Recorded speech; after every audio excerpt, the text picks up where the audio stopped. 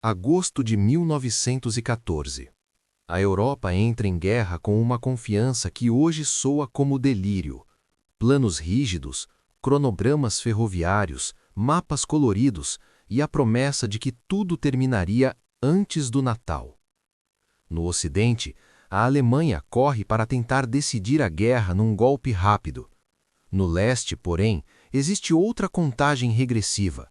A Prússia Oriental, terra simbólica do militarismo prussiano, e ao mesmo tempo uma província vulnerável, avançada como um cotovelo dentro do Império Russo, torna-se o palco de uma batalha que mudaria, para sempre, a psicologia do fronte oriental. O nome que o mundo conheceria não seria o do lugar exato onde a manobra decisiva aconteceu, mas um nome escolhido com intenção: Tannenberg, um eco de 1410, de uma derrota medieval da Ordem Teutônica, agora vingada em 1914. A vitória alemã seria celebrada como destino, a derrota russa como tragédia, e a verdade estratégica escondida entre falhas humanas, comunicação quebrada, ferrovias, florestas e lagos.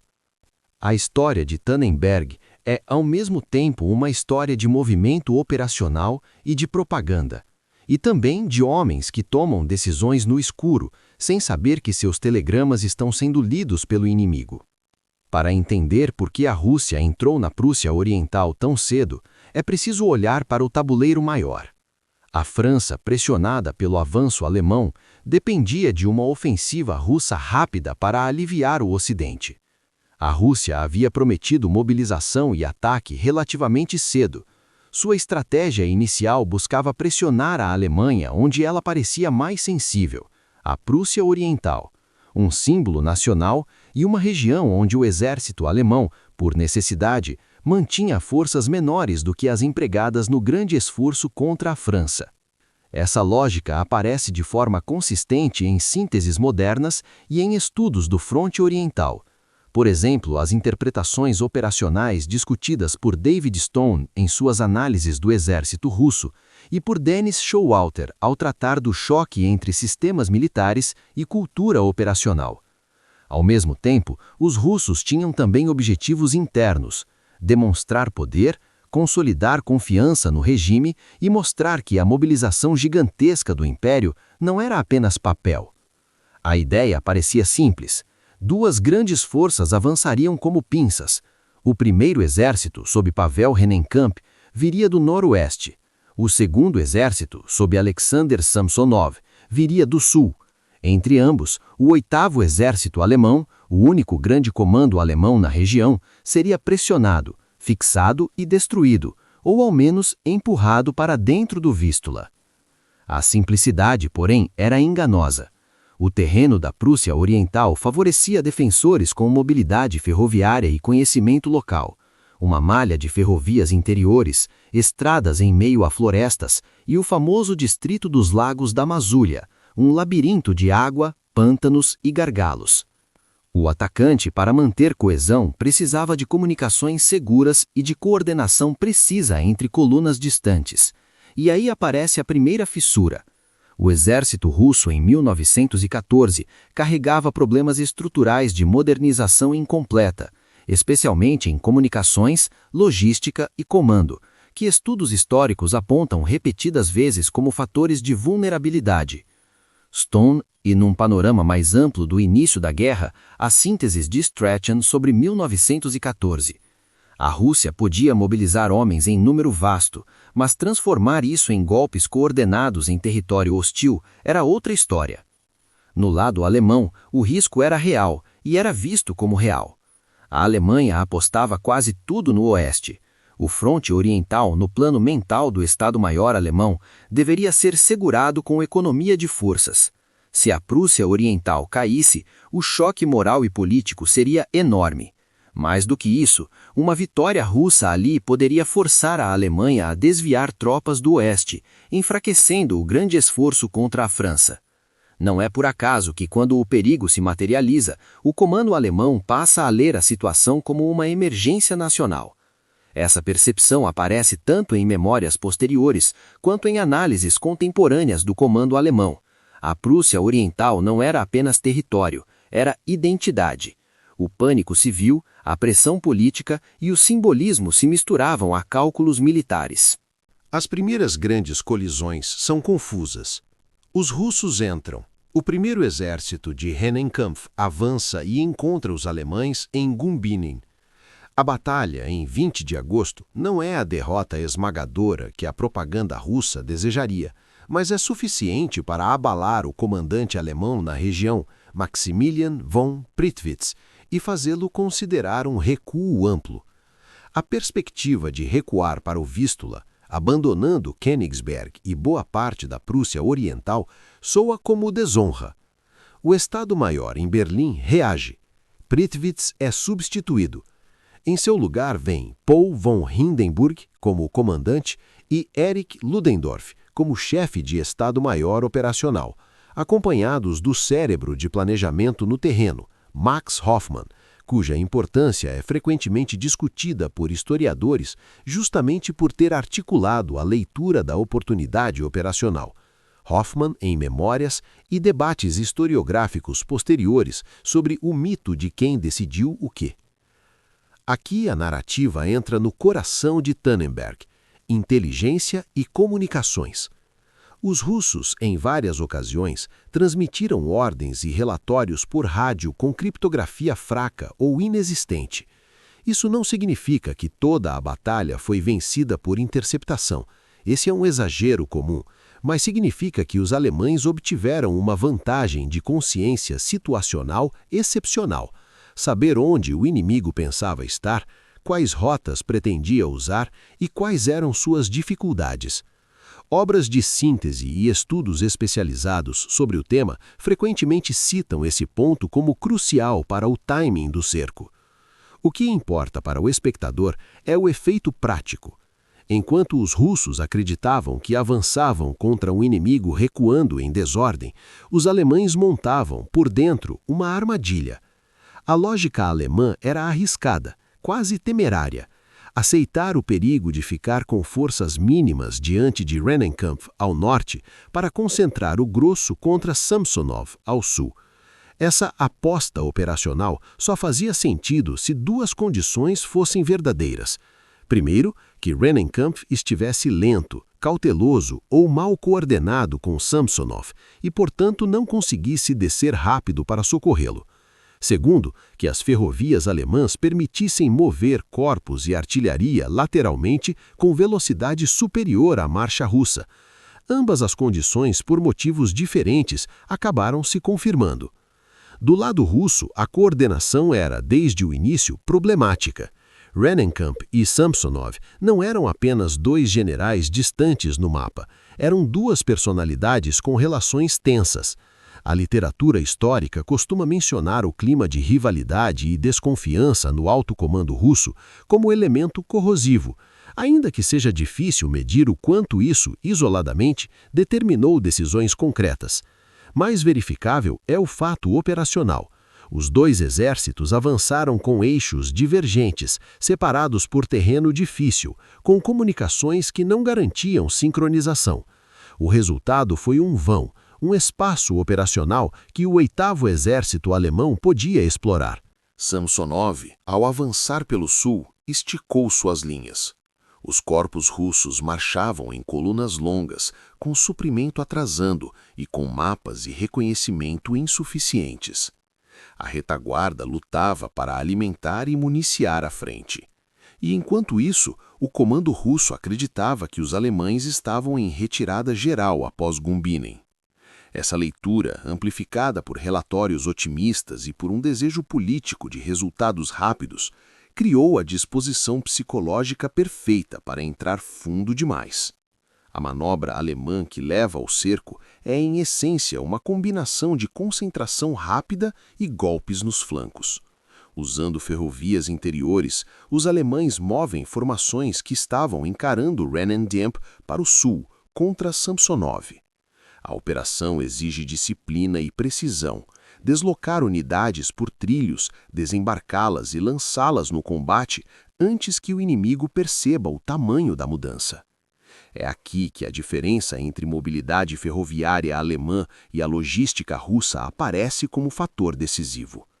Na literatura militar sobre a Primeira Guerra, esse tipo de transferência lateral é frequentemente lembrado como exemplo de como, no início do conflito, ainda existia espaço para manobra, antes que o fronte se solidificasse em linhas contínuas como no oeste. Os combates se intensificam quando os alemães atingem os flancos russos. Ao oeste e ao leste do avanço de Samsonov, a pressão alemã fecha as portas de saída. Não é um círculo desenhado de uma vez, é um fechamento progressivo, feito de ataques em pontos-chave, controle de cruzamentos, captura de cidades e estradas e, sobretudo, interrupção do comando russo. Quando um exército perde o fio de comando, quando ordens não chegam, quando relatórios não voltam, quando a artilharia não sabe onde apoiar, ele não desaparece de repente, ele se fragmenta. Algumas unidades ainda lutam com coragem e coesão local, outras entram em pânico, outras tentam marchar para fora do bolsão apenas para encontrar fogo cruzado e bloqueios. A derrota vira uma sequência de derrotas pequenas que se acumulam rápido. Os relatos contemporâneos e memórias posteriores, com todos os cuidados críticos que o historiador exige, descrevem cenas de exaustão, fome, desorientação e colunas perdidas em estradas de areia e floresta. Há diários e testemunhos que falam de soldados russos sem água, marchando sob fogo, e de oficiais tentando reorganizar regimentos dissolvidos. No lado alemão, as memórias de comando, incluindo as de Ludendorff, tendem a enfatizar a audácia e a clareza do plano. Já análises posteriores chamam atenção para o papel do Estado-Maior e para elementos contingentes, atrasos, encontros inesperados, fricções. O espectador precisa entender isso. Mesmo uma vitória famosa não é um relógio perfeito, é uma máquina rangendo. Em algum ponto, Samsonov percebe que está diante do desastre. A ordem de avançar vira recuar. Mas recuar para onde? As linhas de retirada são exatamente o que o inimigo tenta cortar. O cerco se consolida. A artilharia alemã, melhor coordenada e com bom uso de observação, martela pontos de passagem.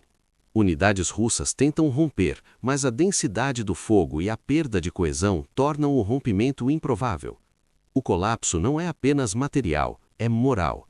E quando um exército perde a esperança de saída, as rendições em massa se tornam um fenômeno operacional. A batalha passa a ser também um processo de captura, milhares de homens depositando armas, sendo reunidos e enviados para trás. As cifras variam conforme a fonte e a metodologia, mas o consenso historiográfico aponta para um número enorme de prisioneiros russos, além de baixas e perdas de material, uma das mais impressionantes derrotas de campo do início da guerra. Sínteses acadêmicas e enciclopédias especializadas do conflito, como a International Encyclopedia of the First World War, 1914-1918 online, verbete dedicado à batalha, tratam a destruição do Segundo Exército como praticamente completa. No centro trágico da narrativa está o destino de Samsonov. A derrota militar se transforma em drama pessoal. Em versões amplamente difundidas, ele se afasta, perdido e desesperado, e tira a própria vida. É um episódio que a memória coletiva da guerra repetiria com força e que exige cuidado ao narrar. O fato do suicídio é geralmente aceito, mas detalhes específicos de seus últimos minutos variam nas narrativas. O importante para o roteiro não é teatralizar além do verificável, e sim mostrar o que isso simbolizou. A queda de um comandante esmagado por uma derrota que excedia sua capacidade de controlar a situação. A guerra moderna, com seus exércitos de massas, também produz esse tipo de colapso psicológico em seus líderes. Enquanto isso, Rennenkampf ao norte não consegue, ou não decide, executar um movimento rápido o suficiente para salvar Samsonov. Há discussões historiográficas sobre o quanto ele poderia ter feito, considerando fadiga, logística e incerteza sobre a situação real, mas o fato operacional é que o socorro não veio a tempo, e isso completa a manobra alemã. Ao segurar o primeiro exército com forças mínimas e ao mesmo tempo esmagar o segundo, o 8º exército alemão obtém uma vitória assimétrica. Em termos de guerra, isso significa não apenas ganhar uma batalha, mas alterar o equilíbrio do teatro inteiro, pelo menos temporariamente. As consequências militares imediatas no fronte oriental são profundas. Primeiro, a Prússia Oriental é salva e o pânico civil é revertido. Segundo, a Rússia perde uma grande formação e precisa reconstruir capacidade ofensiva naquela área. Terceiro, a Alemanha ganha liberdade operacional para lidar com o primeiro exército russo e, em seguida, engajar-se em novas operações, como as campanhas nos Lagos Massúrios. Mas aqui surge uma nuance crucial. Tannenberg foi uma vitória tático-operacional espetacular, mas não resolveu o problema estratégico maior. A Rússia, apesar do choque, tinha profundidade de mobilização e poderia continuar lutando.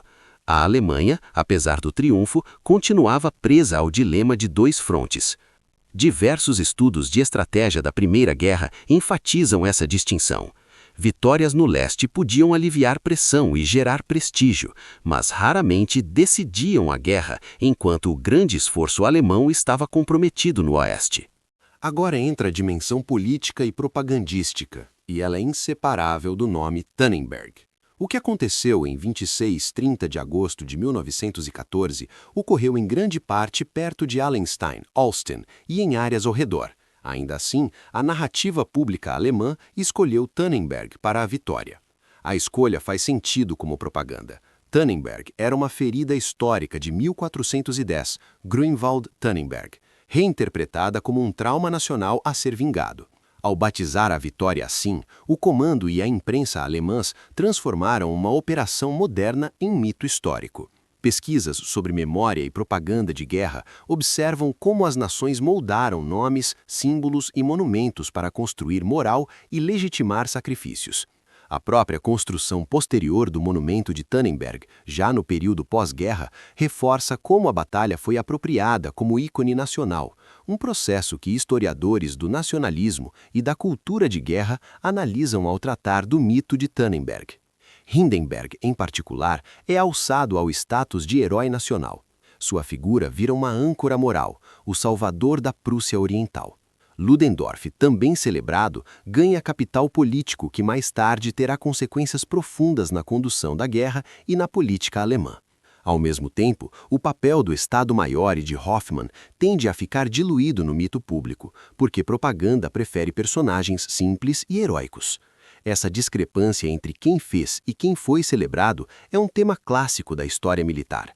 Vitórias costumam ser personificadas para consumo interno. E isso tem efeitos: moral elevada, confiança em líderes e sustentação do esforço de guerra, em um momento em que notícias do Oeste poderiam ser ambíguas ou preocupantes. No lado russo, a derrota é um golpe. Ela afeta moral e reputações e alimenta críticas internas ao comando e ao regime. Ainda em 1914, a Rússia consegue obter sucessos importantes contra a Áustria-Hungria na Galícia, o que ajuda a equilibrar o impacto psicológico. Mas Tannenberg permanece como símbolo de falha. Falha de coordenação, falha de comunicações, falha de inteligência e, em parte, falha de cultura institucional. O peso de decisões centralizadas e a dificuldade de adaptar planos rígidos quando a situação muda.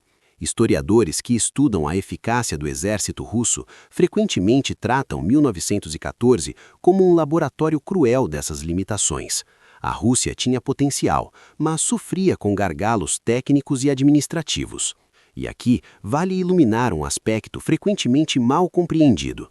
Falha de inteligência não é apenas não saber o que o inimigo faz, é também acreditar com excesso no que se quer que seja verdade. Os russos, ao suporem uma retirada alemã generalizada, interpretaram sinais ambíguos de modo otimista. Os alemães, ao interceptarem comunicações, obtiveram informação, mas também precisaram interpretá-la e transformar em decisão. Em guerra, informação só vale se vir a ação possível.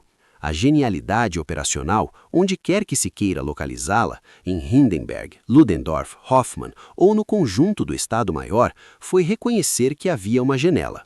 Concentrar contra Samsonov antes que Rennenkampf pudesse reagir. Essa janela poderia ter fechado com rapidez se o primeiro exército russo marchasse mais agressivamente. Em outras palavras, Tannenberg também é uma história de tempo. À medida que a batalha termina, entram em cena os comunicados oficiais e a guerra de narrativas. A Alemanha anuncia uma vitória colossal, enfatiza números de prisioneiros e capturas e apresenta o episódio como prova de superioridade militar e de proteção da pátria. A Rússia, por sua vez, tenta administrar o choque, controlar informações e preservar coesão interna. Esse contraste é típico de 1914. As sociedades ainda estão descobrindo como a guerra industrial exige não apenas batalhas, mas controle de opinião pública. A propaganda não é um detalhe, é uma arma. E Tannenberg foi munição abundante. Mas existe uma camada ainda mais profunda: o impacto de Tannenberg sobre decisões estratégicas posteriores. Para os alemães, o sucesso no leste fortaleceu vozes que defendiam maior atenção ao fronte oriental. Para os aliados da Alemanha, especialmente a Áustria e a Hungria, a batalha teve um duplo efeito: alívio moral por ver a Rússia sofrer um golpe, mas também um lembrete de que a Alemanha tinha capacidade de conduzir operações decisivas, o que reforça a dependência política e militar. Para a Rússia, a necessidade de reorganizar comando e melhorar comunicações torna-se mais evidente. Em termos de história longa, Tannenberg antecipa um padrão do fronte oriental: grandes movimentos, bolsões, colapsos localizados e recuperação posterior, um estilo de guerra menos trincheira contínua e mais fluido do que o Oeste, embora também brutal. Ao narrar essa batalha, é essencial manter o fio humano sem transformar sofrimento em espetáculo. Tannenberg foi uma tragédia para dezenas de milhares.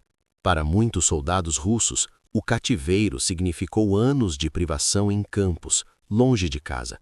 Para famílias na Prússia Oriental, a invasão inicial trouxe medo e deslocamento. Para comandantes, trouxe glória ou ruína. E para a Europa, trouxe uma lição enganosa. A Alemanha provou que podia destruir um exército em campo com manobra, mas isso não significava que podia encerrar a guerra rapidamente. A Primeira Guerra, como sabemos, seria um moinho de anos. No fim, Tannenberg é lembrada por duas razões que nem sempre caminham juntas. A primeira é militar: a capacidade de concentração rápida, exploração de falhas de coordenação inimiga e execução de um cerco operacional. A segunda é simbólica: a construção deliberada de um mito nacional, uma vingança histórica usada para elevar moral, legitimar sacrifícios e fabricar heróis. Quando você assiste a mapas animados mostrando setas fechando um círculo, é fácil esquecer que cada seta representa homens exaustos em estradas, decisões tomadas com informação incompleta e vidas interrompidas. Quando você vê cartazes e manchetes celebrando Tannenberg, é fácil esquecer que o nome foi escolhido para falar com a alma do público, não para descrever com precisão o lugar. E talvez a última lição, a mais atual, seja essa: a guerra não termina quando a batalha acaba. Ela continua na memória, nos nomes, nos monumentos, nos livros de memórias e nos comunicados oficiais. Tannenberg não foi apenas um cerco. Foi uma narrativa plantada no início da guerra para moldar como milhões a entenderiam. E em 1914, quando a Europa ainda acreditava em golpes rápidos, Tannenberg ofereceu uma ilusão perigosa: a de que uma vitória brilhante poderia substituir a realidade estratégica de um conflito que, na verdade, estava apenas começando. Fontes e referências citáveis ao longo da narração, sem links, sínteses e estudos sobre o fronte oriental, e 1914 como as análises de Dennis Showalter sobre a campanha na Prússia Oriental e cultura operacional, David R. Stone sobre o exército russo e suas limitações, Hugh Strachan para o contexto estratégico de 1914, o verbete acadêmico Tannenberg Battle na International Encyclopedia of the First World War 1914-1918 online, que compila literatura e debate historiográfico, e memórias publicadas de protagonistas do comando alemão como Erich Ludendorff e Max Hoffmann, tratadas com cautela crítica por historiadores por serem escritas a posteriori e influenciadas por agendas de reputação.